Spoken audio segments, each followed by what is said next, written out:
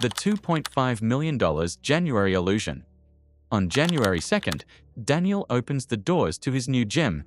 The building covers 20,000 square feet. Inside are treadmills, strength machines, free weights, locker rooms, showers, training areas, and a brightly lit reception desk. After months of discounted pre-opening sales and a strong New Year campaign, the gym reaches 3,000 members by March. The total opening investment is approximately $2.5 million. Those members pay an illustrative average of $42 per month, producing approximately $1.51 million in annual membership dues. Personal training, group programs, drinks, supplements, and day passes push total revenue to roughly $1.91 million. Then the costs arrive.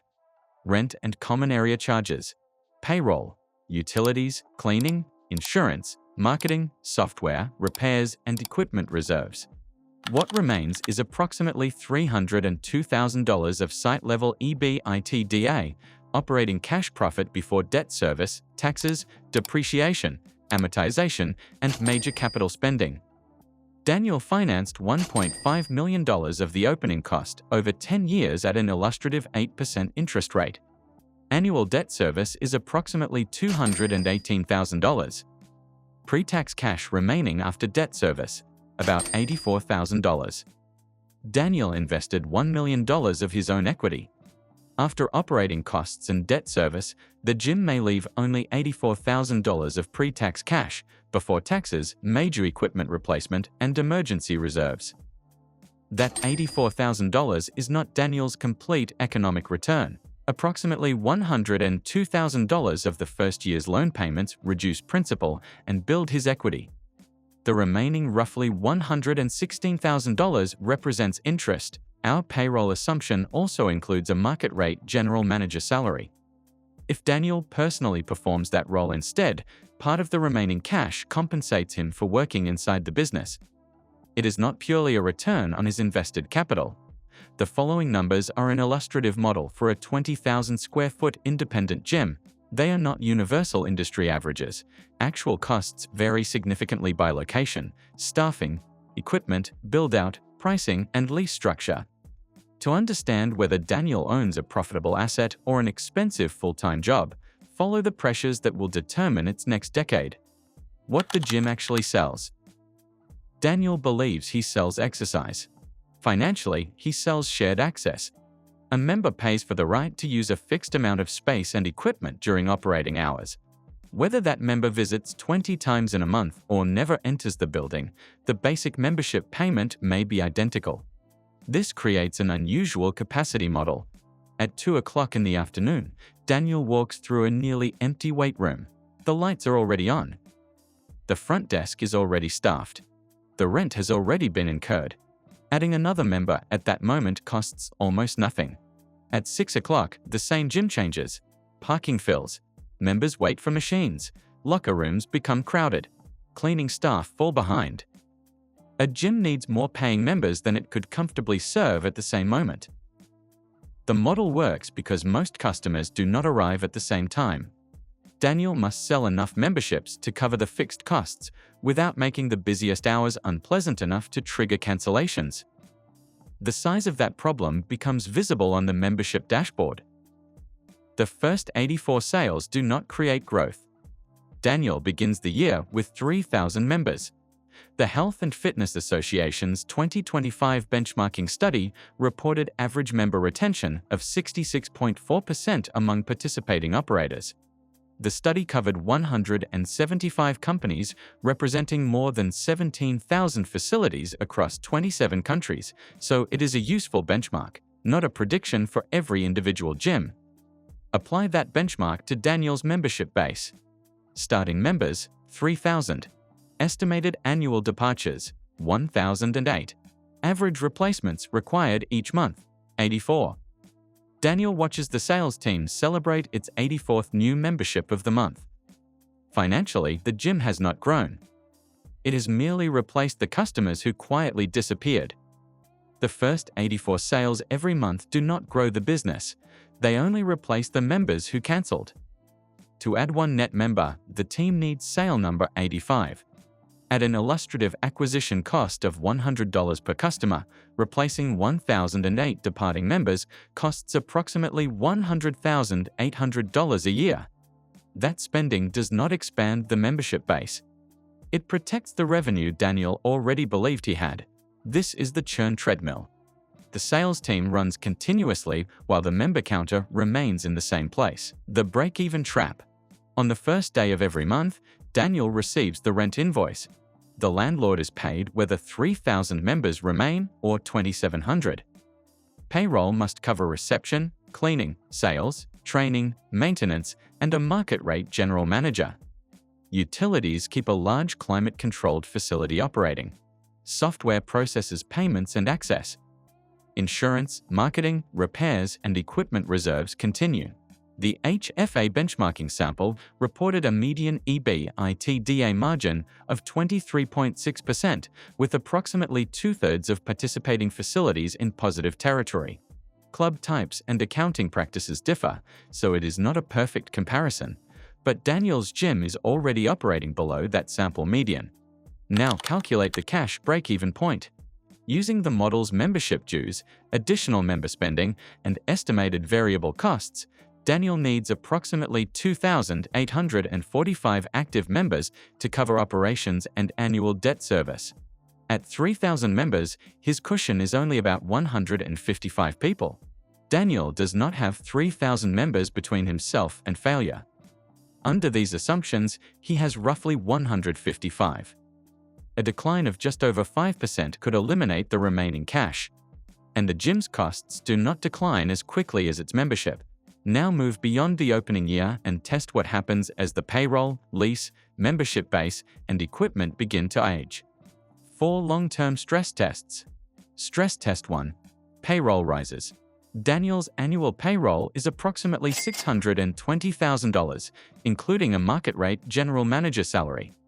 Wages and contractor compensation rise by 10%. Additional annual expense, $62,000.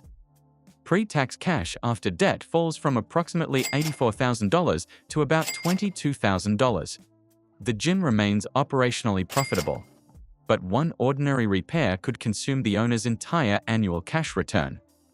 Stress test 2. The lease resets. Years later, the original lease approaches renewal.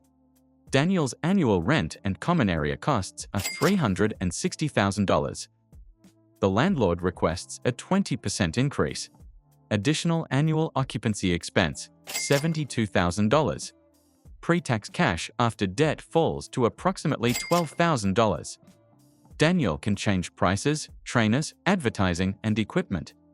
What he cannot easily move is 20,000 square feet of flooring, mirrors, showers, and machinery. A relocation would require another build-out, permits, signage, equipment transport, marketing, and operational disruption.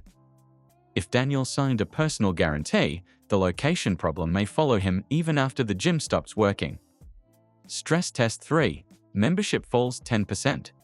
300 memberships disappear without being replaced. The lost dues remove approximately $151,000 of annual revenue. 300 members multiplied by $42 per month for 12 months. Lower personal training, retail, class, and drink purchases remove another estimated $39,000. Total revenue falls by approximately $190,000. Variable expenses decline by roughly $29,000, but rent, management, software, insurance, debt, and most utilities remain. Site-level EBITDA falls from $302,000 to approximately $141,000. After annual debt service, Daniel's pre-tax cash becomes negative by roughly $78,000. The gym did not lose half its customers. It lost 1 in 10 and crossed from positive cash flow into a funding requirement. Daniel must contribute personal cash, borrow more, reduce service, or rebuild the membership base before the deficit compounds. Stress test 4. The equipment ages. The original treadmills are no longer new. The HVAC system requires major work. Several cardio machines reach replacement age. Locker room plumbing needs reconstruction. Combined capital requirement. An illustrative $300,000. The gym can still report positive site-level EBITDA because major capital expenditure is not the same as an operating expense. But after debt service and the $300,000 project, annual free cash flow becomes negative by approximately $216,000. One capital project can erase several years of owner cash flow, even while the income statement still shows an operating profit. Daniel can finance the project, contribute equity, delay replacement, or allow the member experience to deteriorate. Each option transfers today's problem into a different part of the future. The Blink warning. In August 2024, Blink Fitness filed for Chapter 11 bankruptcy. It operated roughly 100 low-cost gyms, had approximately 443,000 members, and carried about $280 million of debt. Court filings linked the pressure partly to 9 months of pandemic shutdowns, additional borrowing, and deferred rent obligations. Blink had hundreds of thousands of members. What it did not have was enough cash flow to carry the debt and lease obligations accumulated behind them. Pure Gym later agreed to acquire most of Blink's bankruptcy assets for $121 million, including its corporate operations and 67 gyms in New York and New Jersey. That was an asset acquisition through bankruptcy, not a clean $121 million valuation of the original company and all its obligations. A large membership count is not the same as a solvent business. Members create revenue. Leases and debt determine how much pressure that revenue must carry. Blink's failure was heavily shaped by an extraordinary pandemic shock. It should not be treated as the expected outcome for every gym. But Daniel does not need 400,000 members to repeat the underlying mistake. He only needs a lease and debt structure designed for a membership level he cannot consistently retain. Owning a gym can be an excellent business when membership density is strong, churn is controlled, pricing matches the local market, the lease remains manageable, and sufficient reserves exist for equipment replacement. It becomes fragile when the owner confuses January sign-ups with permanent customers, treats debt repayment as profit, works full-time without valuing their labor, or signs a lease designed for membership levels the gym cannot consistently retain. The gym becomes truly valuable only when recurring membership cash flow can survive without the owner personally solving every cancellation, staffing problem, and broken machine. A gym is not simply a room full of machines. It is a subscription business attached to an expensive physical factory, and every customer can cancel. The members fund the lease. The trainers create the experience. Churn decides whether the owner is building a business or merely running in place.